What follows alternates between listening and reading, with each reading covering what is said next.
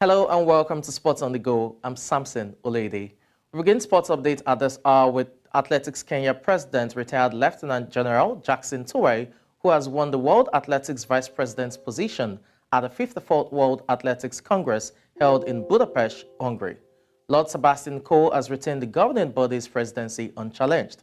Tuwei garnered 104 votes to emerge fourth among 8 contestants who were battling it out for the 4 vice president slots in the World Athletics Council elections held on Thursday at the 54th World Athletics Congress. Tuwei, who also serves as the Confederation of African Athletics Senior Vice President and the President of the Eastern African Athletics Region, becomes the first Kenyan to hold that position. Congratulations are definitely in order. In the world of football, South African club side Kaizer Chiefs have announced the signing of Colombian striker González Palacio. Amakosi were rumored to have captured the forward a week ago, but nothing official was posted by the club or the player until Thursday morning. The 24-year-old striker played for Real Santa Cruz in Bolivia and scored 8 goals in 16 matches this year. González is the second player from Colombia to sign for Amakosi. He joins the team a year after his fellow countryman Leandro Castro departed South Africa. Kaizer Chiefs will travel to Mbumbela this Sunday to face a tricky TS Galaxy side, but will be without their new striker. Still talking football transfers, Moroccan international goalkeeper Yacine Bono is set to undergo medicals at Saudi Arabian club side Al Hilal ahead of a mega deal. The Saudi club reached an agreement with Spanish outfit Sevilla for 21 million euros, a fee that exceeds the 20 million euros the Spanish club were asking for the Moroccan international, whose contract with Sevilla runs until 2025. Bono's impressive performances at the 2022 FIFA World Cup saw clubs like Real Madrid and Bayern Munich jostle for his signature. The 32-year-old will team up with fellow new Al Hilal signing Neymar and earn significantly more than his 4 million euros salary per season at Sevilla. Still talking about the transfer window, newly promoted English Premier League club side Luton Town have signed Dutch goalkeeper Tim Krul from Norwich City. The 35-year-old has made over 200 appearances for Newcastle United and Norwich City and will be Luton's 10th signing of the close season. Luton, who have climbed from non-league to Premier League in 9 years, did not reveal the length of Krul's contract. The club also signed Belgian goalkeeper Thomas Kaminski from Blackburn Rovers earlier this month. Krul joined Norwich City in 2018 and helped them win the championship in 2018-2019 and 2020-2021 seasons. Still on transfer market, Japanese midfielder Wataru Endo is at Merseyside today to complete his move from Stuttgart to Liverpool. The 30-year-old is having his medical and will sign his contract ahead of finalizing a transfer worth in the region of 19 million euros. Should the process run smoothly, then Endo will be registered in time to form part of the squad that faces Bournemouth at Anfield on Saturday. Premier League rules state that a signing must be completed by 12 p.m. on Friday in order for him to take part in this weekend's game. Endo arrives with plenty of top-flight experience under his belt, having made almost 100 Bundesliga appearances for Stuttgart across the last 3 seasons. He also boasts of 50 caps for Japan and was appointed his country's captain earlier this year. Wrapping up sports updates at this time, Bangladesh Cricket Board confirmed on Thursday that the New Zealand cricket team will play 3 one-day internationals in September ahead of the World Cup in neighboring India. New Zealand will play 3 ODIs, all in Dhaka Shell Bangla's National Stadium on September 21st, 23rd and 26th. The series will be the last for both teams before the Cricket World Cup starts in India on October 5. New Zealand will also play 2 tests in Bangladesh after the World Cup ends on November 19th. And Bangladesh will reciprocate the visits, playing 3 one-day internationals and 3 2020 internationals in New Zealand in December. And that's it on Sports on the Go. I'm Samson Olede.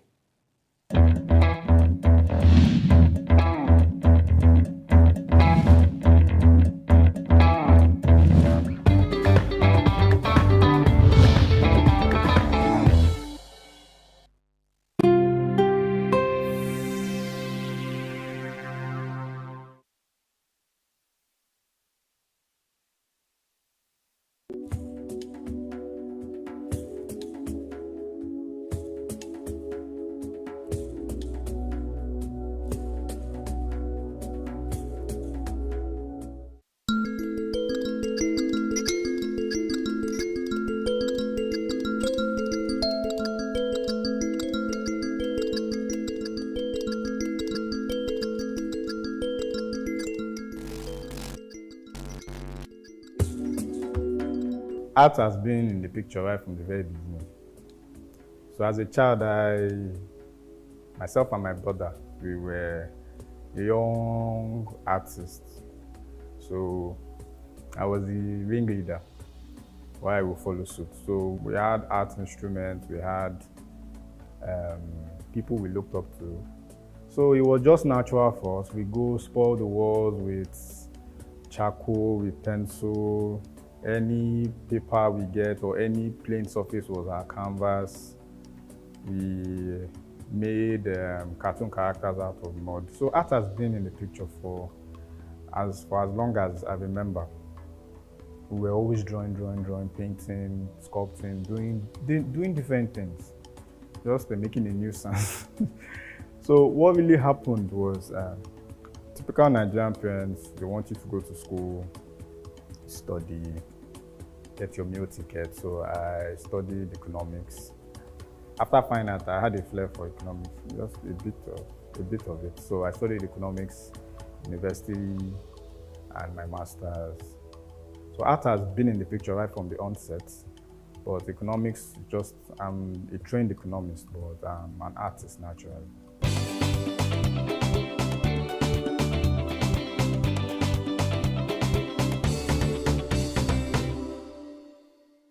Yes, my uncle. I spent a lot of time asking him questions. I remember my first gift from him was oil paint. I didn't know what it was then. I just knew that I had different colors. So I would just press it, use the brush, paint. I think I was 6. And imagine a 6-year-old having, or 6, 7, imagine a 7-year-old having oil paint, a mini oil paint set. What would you use it for? So I was just painting. So he was my first role model. Then after that, I had several people I looked up to, several artists. I studied their works. So my uncle was the first artist I saw.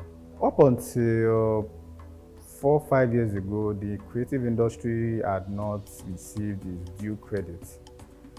I mean, when we say creative industry, it involves a lot of visual artists. Now, visual artists is not just those that draw and paint. They are photographers, they are sculptors, they are textile designers, they are artists, visual artists, people that painters,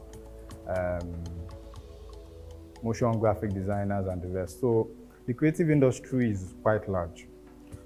Up until 5 years ago, it had not received its due credits, but now it's booming. We see a lot of people having exhibitions. We see a lot of photographers being recognized, receiving awards. We see artists going for international exhibitions. I see a lot of them being represented by their curators in Turkey, in different parts of the world. People are coming to buy Nigerian art.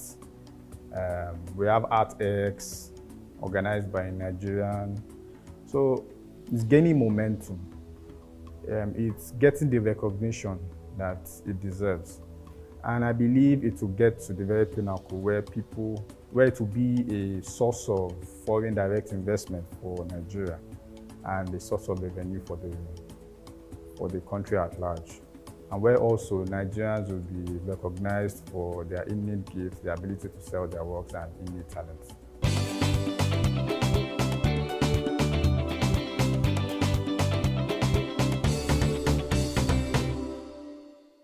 I use a lot of pencils. I also use a lot of acrylic.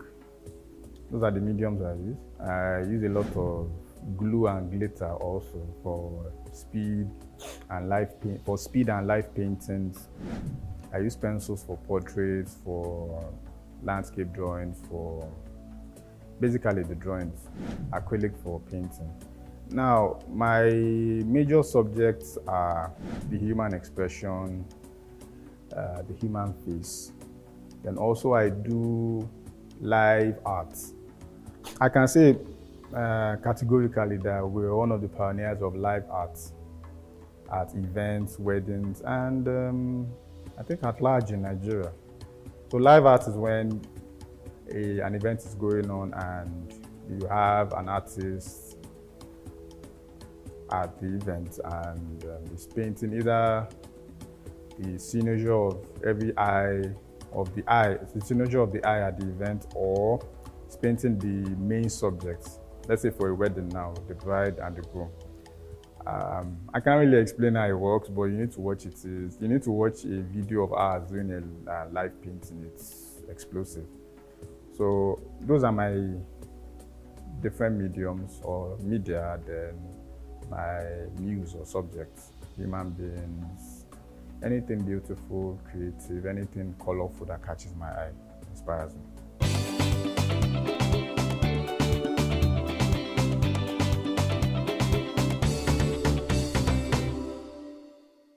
My kind of art is something not seen in Nigeria. This is what I mean. Up until when we arrived on the scene, major events were just drab or were just following the normal course. No source of entertainment. Arts and entertainment were not really fused together at events at that point. So we introduced something, live art events. So a wedding can be going on, and like I said earlier, we will paint a live scene of what is going on, or we'll do a glitter painting of the couple getting married or the main subject of the event. Now, the process involves us studying the subject, something not really popular, studying the subject and painting the subject from memory at the event using nothing but glue, paintbrush, and glitter. So imagine a subject walking in, or a subject is dancing with her husband, and we paint and we start looking at them. So we paint them live, we paint them there. Nobody sees anything at first. Then a background song is played, like a James Bond background song. Tension is spiking, there's suspense in the air, and we just unveil with glitter and you see the resemblance. That suspense, that shock, yeah, that's the unique part of art. So it just gets you thinking, asking questions. What happened? Something spectacular, magic.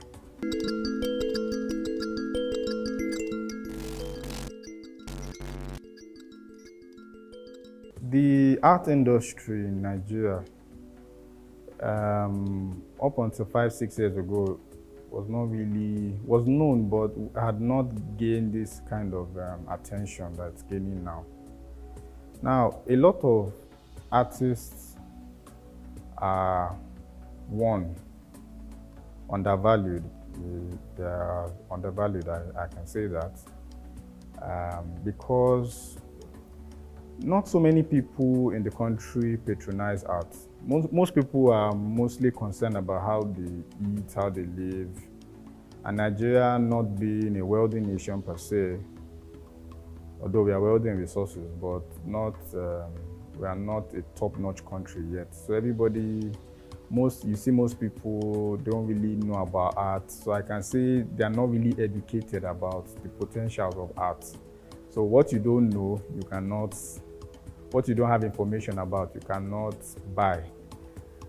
So you see a lot of people saying, art is your version. Is it art you want to do? They don't really understand. They don't know the benefits. And so when you want to sell art to them, they are ignorant. They don't know much about it.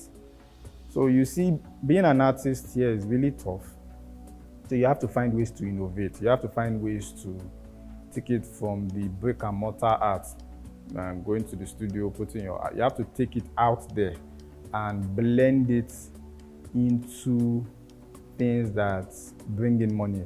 Like, for example, now events are happening, and you have to find a way to infuse your art into events so that when an event comes up, your art comes up. You have to find a way to infuse your art into comedy, into music, into different things so that you can be patronized. If not, if you take the brick and mortar way of doing art, it's going to be really tough based on the fact that people are not really educated and people don't really know art, which is why a lot of artists are underpriced and they don't really sell their work so much.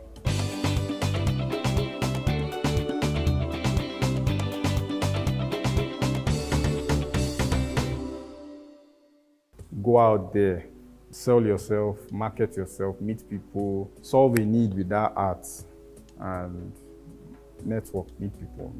They are very key.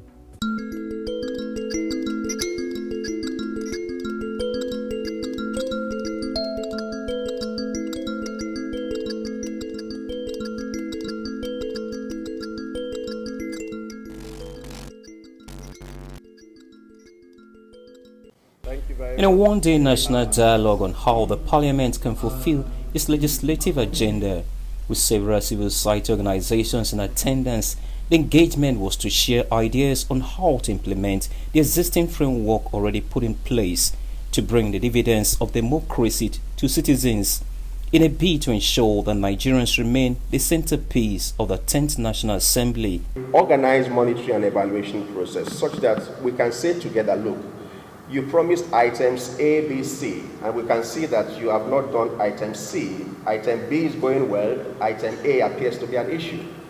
So could we be looking at, all right, these things that, how can we move forward together? What assistance, what support, what ideas, what initiatives do you need from civic groups, from civil society, from citizens as organized civil society to ensure that the goals of the legislative agenda, they are realized. With public perception believing that parliamentary activities are shredded in secrecy, creating mistrust between citizens and lawmakers. However, the clerk of the House of Representatives dismissed the widespread belief, saying that in recent times, Parliament has maintained an openness which is unknown to many Nigerians. The Deputy Speaker of the House President pledged his commitment to embrace technology and innovation in a bid to ensure transparency and citizens' participation in parliamentary activities. Especially when the Parliament is in session, that is between Tuesday and Thursdays. The National Assembly records between 3,000 to 5,000 visitors. The traffic of Nigerians to National Assembly is usually very heavy. If the Parliament were not open, this could not have been possible. It is accessible to all. Through randomized and hybrid town hall meeting, which you will see from my office starting this year, online platforms and collaborative policy discussions, which will commence from my office later this year, in the form of a policy dialogue event, we aim to create an inclusive space where every citizen's opinion counts. Ladies and gentlemen, as the Deputy Speaker of the House of Representatives, I'm personally committed to leading the way. Stakeholders present urged lawmakers to continue to engage and partner with citizens to build the trust of the public.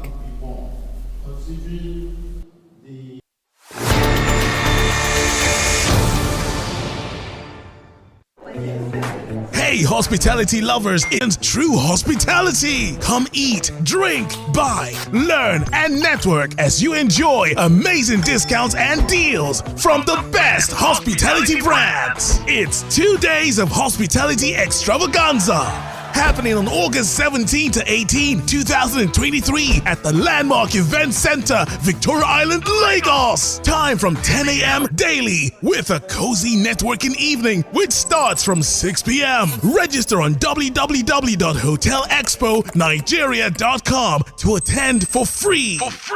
Brought to you by Haystack, Nestle Pure Life, Nescafe, MTN Business, Ivy Hotel Life, Nescafe, MTN Business, Ivy Hotel, Ifield Interiors, Airs General, Martel, and Airpiece. Media partners, NewsCentral TV.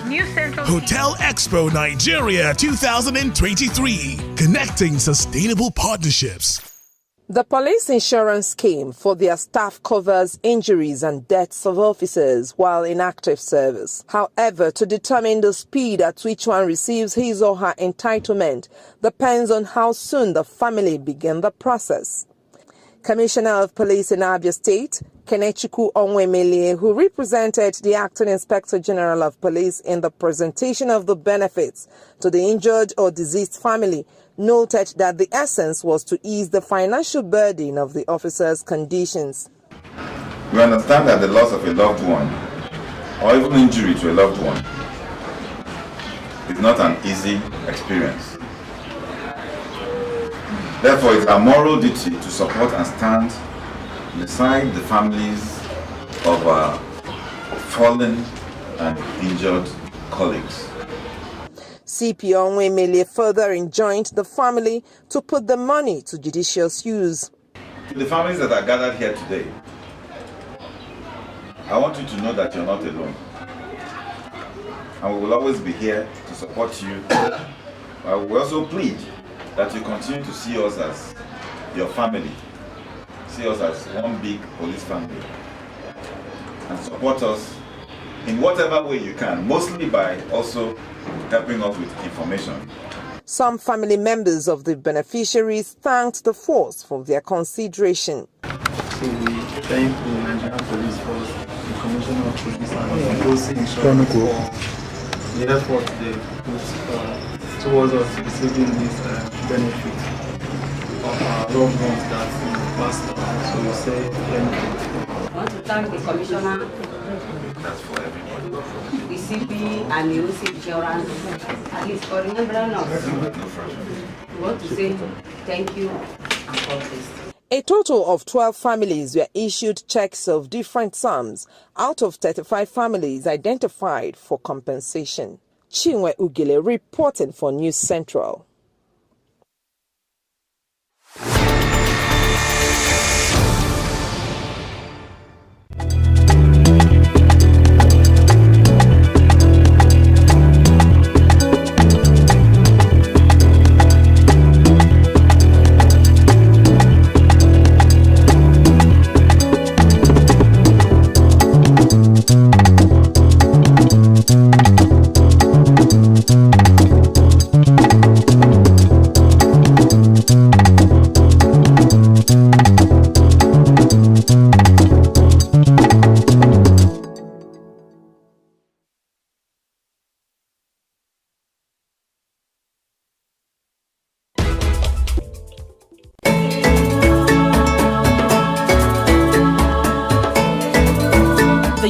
Has 60% of its entire population, and it's time for their voices to be heard loud and clear.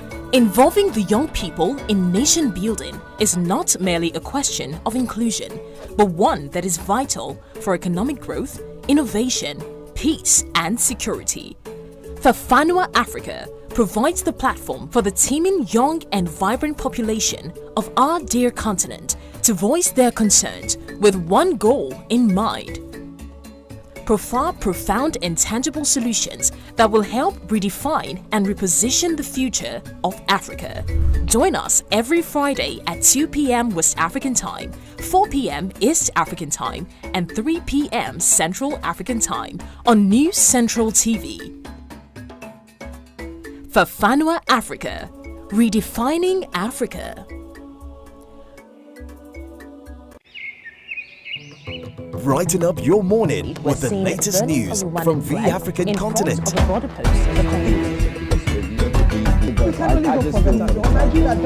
Good morning, Africa. Welcome to Breakfast Central.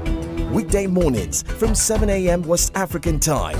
Breakfast Central brings you the latest news, interviews, business, politics, entertainment, and sports. Broadcasting live from Lagos, Nigeria, this is Breakfast Central. Held at a meeting in Rotterdam, Holland. Monday through Friday, 7 a.m. to 9 a.m. West African time on News Central, Africa First.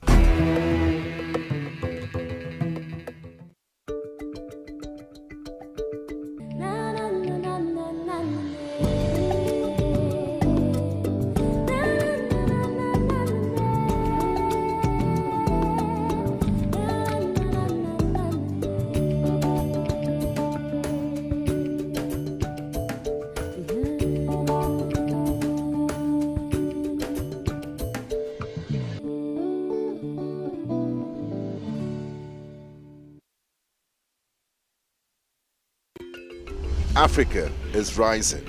Again, we hear our sounds echo on the other side. Afrobeat and Afropop reinvented, hip life brought back to life, new energy infused into Kwaito and Kwela. Africa is balling. Every stroke, every shot, every raise, we find our place at the top. Taking the helm of real power, new hopes for democracies. A breed of entrepreneurial tigers, audacious storytellers, and a promising generation raring to go. Truly, Africa is rising.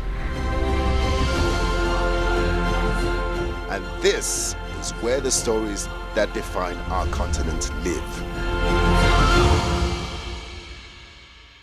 Hey lovers, my name is Sharon Ojai-Grube. Hi guys, my name is Femi Adebayo. My name is Anado Odigesiabojo. Steve Chicks, I'm an actor. Uche Montana. Popularly known as Neo Energy. My name is Neo Mobakbafre. Uzo Arokwe, and you're hanging out with News Central. Keep watching. Keep watching. Keep watching. News Central TV. News Central TV. News Central TV. News Central TV. Did you hear me?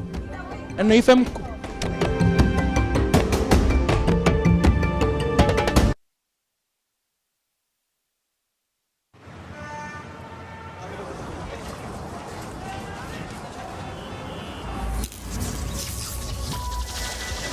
From humble beginnings to the extraordinary, we've witnessed incredible bonds, the rise of legends in the most challenging of times, and the most unforgettable moments that kept us at the edge of our seat. Everything up till now was just the beginning. Legends go head-to-head as timelines have collapsed for the ultimate showdown. Welcome to Big Brother Niger All-Stars. Starts 23rd July. Headline sponsor, Money Point.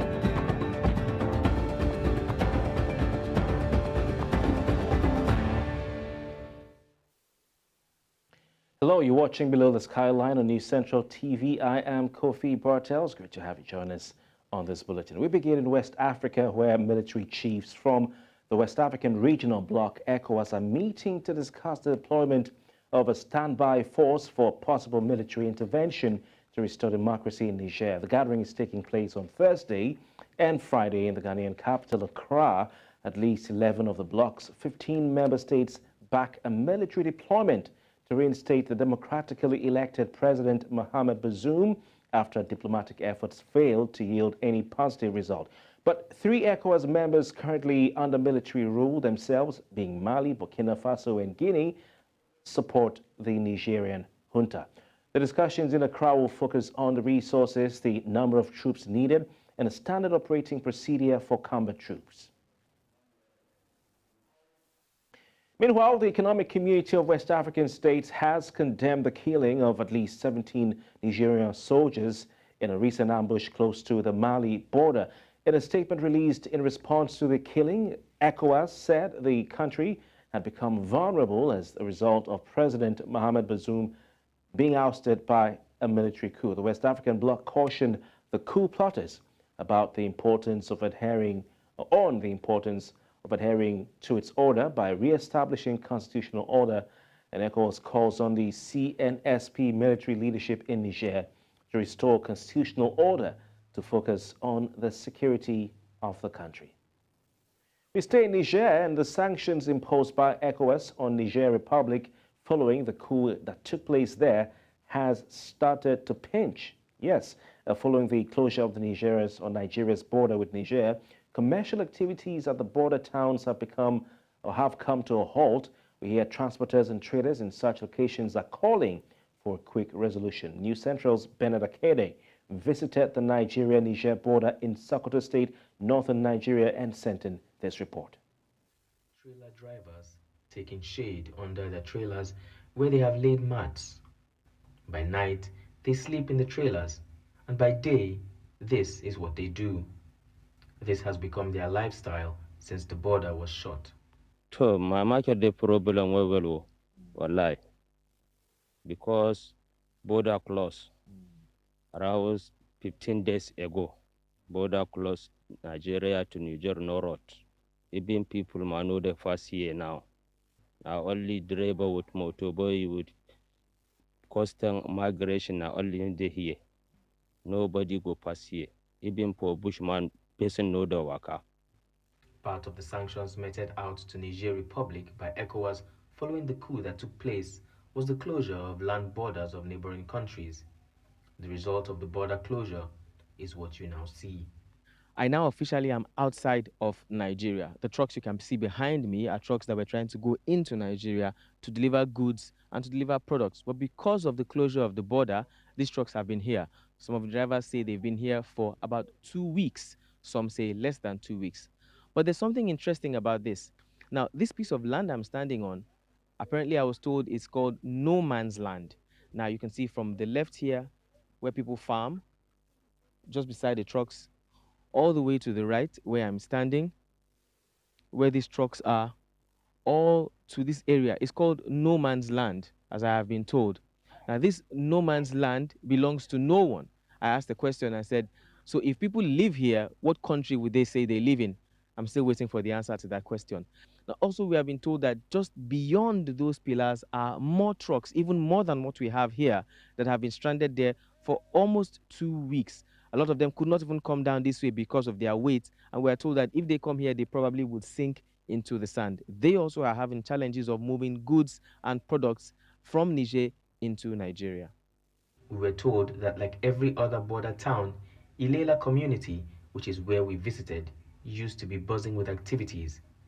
These drivers who used to send money home now have to ask family members to send them money for upkeep as they are stuck and unable to make ends meet.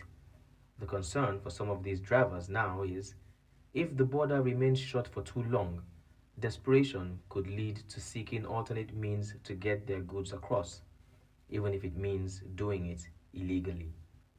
ọ̀rọ̀ Nàìjíríà pẹ̀lú Niger yìí Olódùmarè kó bá ṣàánú wa sá kí wọ́n yanjú ẹ̀ o ó ti affect ọ̀pọ̀lọpọ̀ even àwọn Nàìjíríà gan ó affect wọn sìn àwọn Niger gan sìn gan ó ti affect wọn so ọ̀pọ̀lọpọ̀ ló ń kígbe ń sìn okay ó gbogbo trailer ń sìn bó ṣe páàkì lọ tí wọ́n rí bí wọlé láti jẹ́rú ó ti affect anybody àwa ìgan wà affect wa ń sìn báyìí ẹrù tí mo gbé sóun lọ bí 30 days ń sìn tá àríjà ń sìn báyìí. As the signboard behind me says, Bon voyage, meaning goodbye. Goodbye from Niger. We already are in Niger here, but then from here, crossing the border, we return back into Nigeria. Now, the challenges, the economic challenges of the people across this place continue to increase as the day goes on while the borders are still shut. Many of them have lost money, they've lost goods, they've lost services, and they are asking and pleading that the border be reopened so that economic activities can once again resume and their lives can come back to normal. Bernard Akede, reporting for News Central. Interesting report by News Central's Bernard Akede. Now, staying in West Africa, more than 60 people are feared dead after a boat carrying migrants was found off the coast of Cape Verde in West Africa. 38 people, including children, were rescued with footage showing them being helped ashore, some on stretchers on the island of Sao. Almost all those on board the boat, which was at sea for over a month, are thought to have been from Senegal. Cape Verde officials have called for global action on migration to help prevent further loss of life. Initial reports suggested the boat had sunk, but it was later clarified that it had been found drifting. It was said the boat left the Senegalese fishing village of Fasse Boye on the 10th of July with 101 people on board.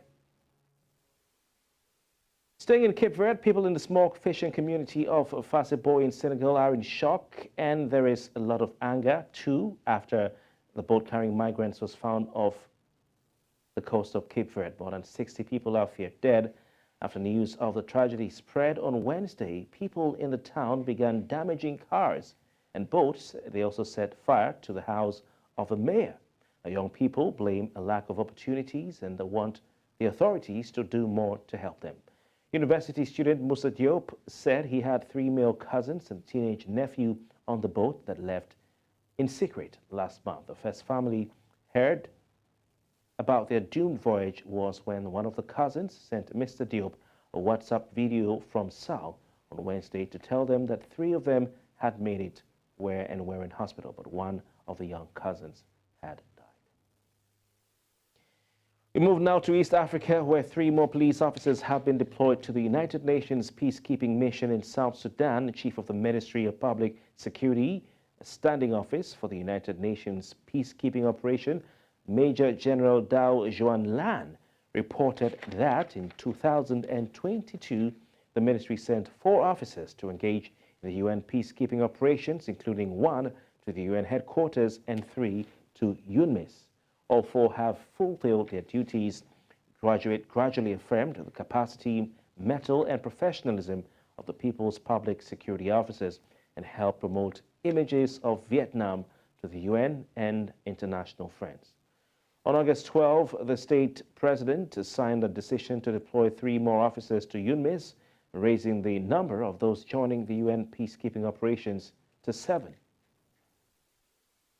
A Sudanese artist who escaped the conflict in Khartoum presents an art exhibition in Addis Ababa, Ethiopia, as part of his reflections on the ongoing effects of the conflict in Sudan. Abdul Rahman Abdallah says that his art is to express what is happening in the Sudan and to help the world understand how damaging a war is to the people, culture, and history.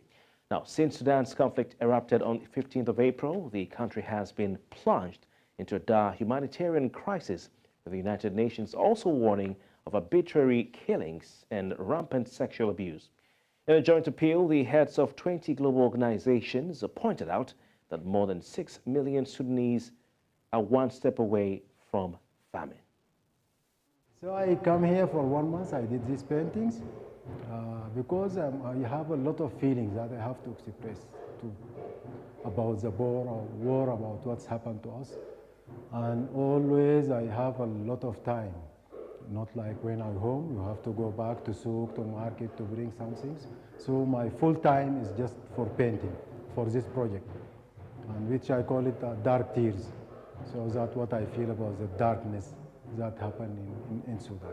So always it express what's happening in Sudan, and it should help also when you see it, it will help you to see what's going on in the human's mind, human pictures, human anatomy. Some paintings are distorted, a lot of distortions of the city, a lot of distortion of the human faces, human figures, and this is exactly what's happening in the world. So people can get a message from this, if it's a visual message or a psychological message. They have to feel there's something wrong happened to this human being. The main message is to stop the war, because the war is not good, the war is dirty, the war is damage the culture, the war is damage the history. So, and this also, besides that, it will document this situation, document what's happened in Sudan.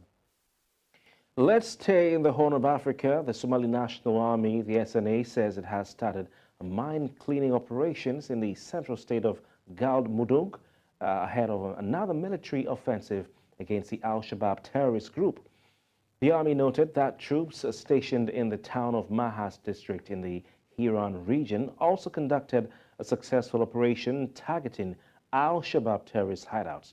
According to the Somali Defense Ministry, the SNA teams have successfully cleared landmines along the Mudug and Galgudug corridor to ensure safe passage and security for citizens. Ahmed Adan, a security officer in Mogadishu, said the army on Wednesday shot dead a suicide bomber who was driving a vehicle laden with explosive devices to target the government forces in the outskirts of the newly liberated town of Masagawa in the Galgaduud region. Meanwhile, the Somali government has launched the International Child Development Program ICPD 30 Somalia report towards promoting the rights and well-being of its citizens. This milestone achievement was made possible through the collaborative efforts of the federal ministries, civil society organizations, women's organizations, and disability groups, with the United Nations Population Fund providing essential financial and technical support. It is Somalia's first national review report and serves as a progress report on its implementation of the ICPD program of action, which was adopted by 179 governments, including Somalia, at the 1994 ICPD conference in Cairo. The ICPD, or International Conference on Population and Development, is convened to address the critical issues related to population growth, reproductive health, and sustainable development. Let's also tell you that Ugandan computer scientist Habib Bosco Magara has been killed in the ongoing conflict between Russia and Ukraine. The 42-year-old was living in Kharkiv, a city in northeast Ukraine, and he has been there since 2006. He is believed to be the first Ugandan casualty of the war that started in February 2022 when Russia invaded its neighbor over a territorial dispute. Bagara's family learned about his death on August 13 from his friend Dre Kupchino, who informed them that he had lost his life in a bomb blast on August 1. The deceased had been missing since July 29, according to his brother Hamza Edema Magara. He told the Monitor that the circumstances surrounding Magara's death are not yet clear. You're watching Below the Skyline right here on NewsCentral TV. We're going on a quick break. Please stay with us.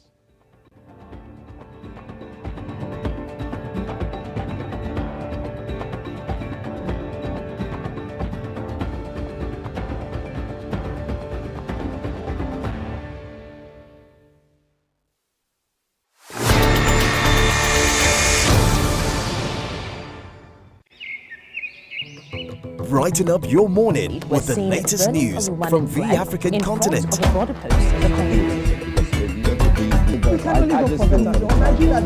Good morning, Africa. Welcome to Breakfast Central. Weekday mornings from 7 a.m. West African time.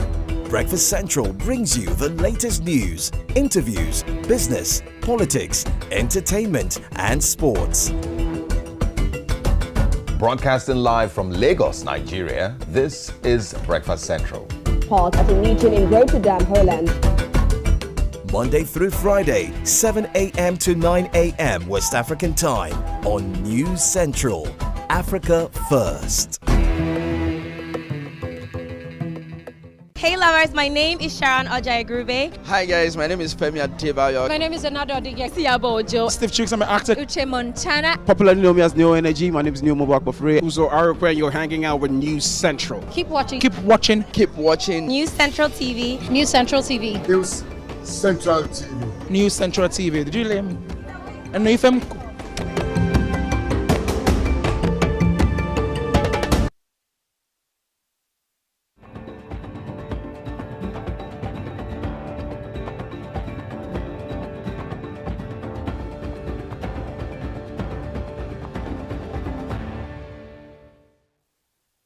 Welcome back. Below the Skyline continues in Central Africa, where most participants of a three-day meeting in the Democratic Republic of Congo's parliament have voted to lift a military rule in two eastern provinces deeply affected by long-raging insecurity. 195 of the 196 participants of the consultative meeting that ended on Wednesday voted in favor of lifting the state of siege. The state of siege, where military authority replaced civilian rule, was put in place by the central government in May 2021 with the aim of fighting armed groups operating in Ituri and North Kivu provinces. But a recent report to the United Nations Security Council by Secretary General Antonio Guterres said the situation had become worse. It said that about 4 million people had been displaced. The former head of the Democratic Republic of Congo's Wildlife Agency and two ex-colleagues have been placed on the U.S. sanctions list for trafficking in gorillas, chimpanzees, and other protected species. The three have been barred from entering the United States. The measures apply to former Director General of the Congolese Institute for the Conservation of Nature, Cosma Wilungula, and two others.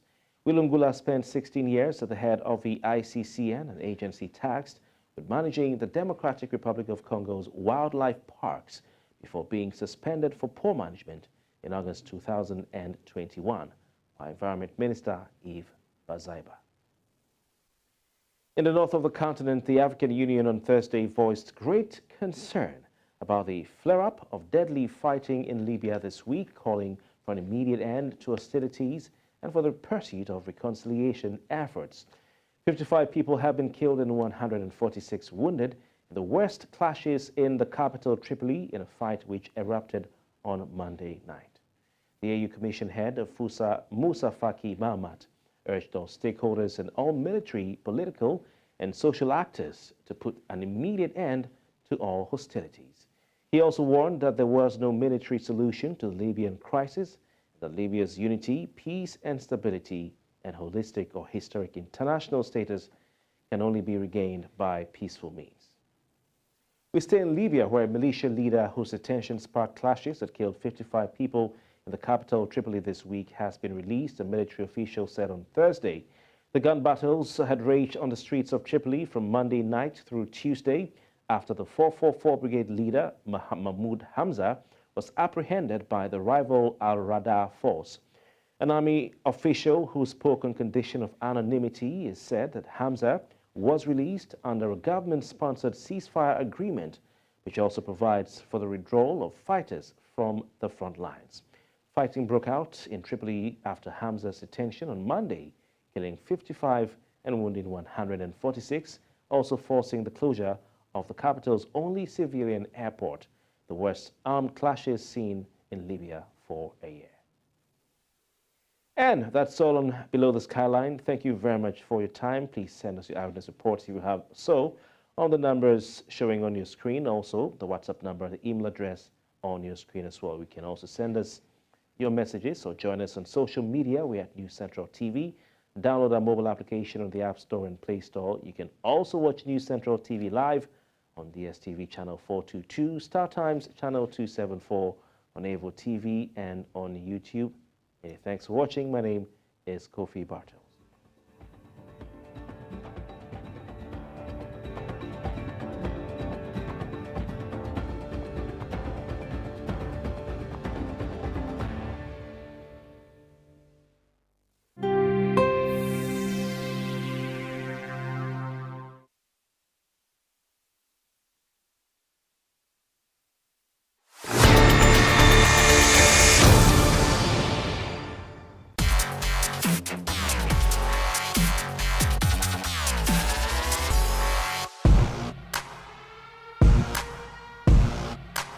I'm Badenyoka Adedeji, CEO, Protein Park Nigeria Limited, proprietary owner, Butterbox.ng.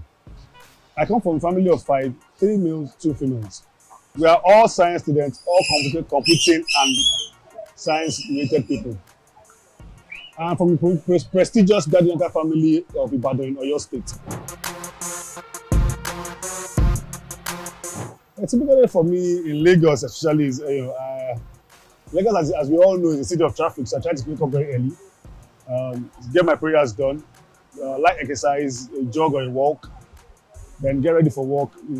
Get in my car and try to get to the office, run through the things I have to do, move around, check the boxes, make sure our boxes are working fine, and all our agents are on point. And also, at the end of the day, chill at the office and see and make sure things are in order and put things right, basically. The tech world is a world of limitless possibilities. So long as your mind can be ambiguous, you can create it. That's what tech means to me. It gives you the ability to roam and free your mind, the freedom to be able to say things and do things. You think about it, you see it, you can program it, you can write it out, you can do whatever you want to do with it. Do a pitch deck, do whatever it is you want to do with it. And it gives you that freedom. That freedom is what is important to me in tech. The social part of it is that tech solves societal challenges. It gives you the leverage to create solutions for example, you can see what has happened in the transport sector through Uber and GoCard and the likes. They've been able to solve a problem that has been there for years, linking people to cab drivers seamlessly. I've been to a lot of African countries, a couple of them, and around Nigeria where I grew up. The way we handle meat is not the way it should be handled. Our meat handling and processing has always been faulty. Even from the slaughter to the end user. We slaughter the cows or whatever, wherever we can. Just, we don't even check if they're even healthy enough to be consumed. So we just slaughter them, we pump them up, skin them, and just dice them on open tables, flies everywhere, on the floor and all. However, I came to a realization that what if this process can be done better and in a more effective way? So what we thought about was, okay, why don't we get an abattoir where we can actually process this in a modern way, with modern technology, modern equipment, which we've done. We're able to slaughter our cows, our beefs, and every other thing we have in a controlled environment, a modern abattoir, where you can have the eye taken off and meat processed properly. Then we take it from there to a vacuum sealing. We weigh them into kilograms, we vacuum seal them, then we'll take them to our agents, our boxes, using our refrigerated vans. Then from there, it gets to the end user, it's stored, it's there freshly frozen really. We use a combination of efforts from our website to our mobile application to the delivery person. That's our last mile delivery person. So what you do basically, go to the website www.butcherbox.ng, or you go to your app Play Store, download the mobile Butcherbox.ng app. Then you can see our network of butter boxes across Lagos. You choose the one that is closest to you, place your order, it's delivered to you in minutes. Less than 45 minutes you're having your meat, whether 4 kilograms, whatever number of volume you're having, they're getting your meat delivered to you in less than 45 minutes from the closest butcher box to you. We have a butcher box close to you. All you need to do is go to our mobile app, check the locations we have, and look at your location, then order from there. It's delivered to you fresh and prompt. The challenges of the red meat subsector of the entire agricultural chain are legion, but I'll just summarize some here. Number one, lack of storage. You cannot store meat without having cold chain storage. So what we came up with is having our butcher boxes everywhere, powered by solar. So you're not using electricity, the grid electricity. So that makes it easy and convenient for people to store meat across board. The problem of challenges of manpower, the guys that are our current butchers are actually getting old. The younger ones are not getting involved in the business because it doesn't look attractive. But we are providing modern abattoir, we're providing insurance for them, that's health insurance, we're providing a pension, we're making it a pensionable job, and we're also providing soft loans for them. Then as a butcher box or better box entrepreneur, you have access to healthcare, you're paying your taxes, you have access to better and modern ways of selling meat. Your meat is weighed in kilograms. There's only for you to start touching and bargaining. It's guaranteed it's there. So you're going to earn more. So the challenges that we are solving, number one, storage. Number 2, electricity. Number 3, distribution. Number 4, we're also looking at the way by which you can also integrate health insurance, the butchers have health insurance, and they can go to when they are ill. These are the things they complain about, and we are providing those services and solutions for them. We came up with a service called Dial a Butcher Service.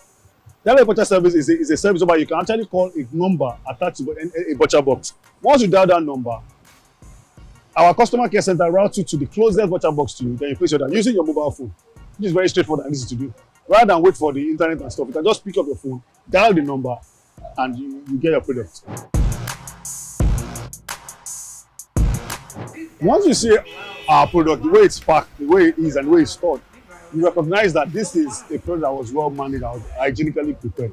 However, every meat we sell, every cow we slaughter, every goat we slaughter is vetted by the veterinaries. At the abattoir, we are Lagos State licensed to slaughter meat, and we have licensed veterinaries that come to check our meat and make sure that good for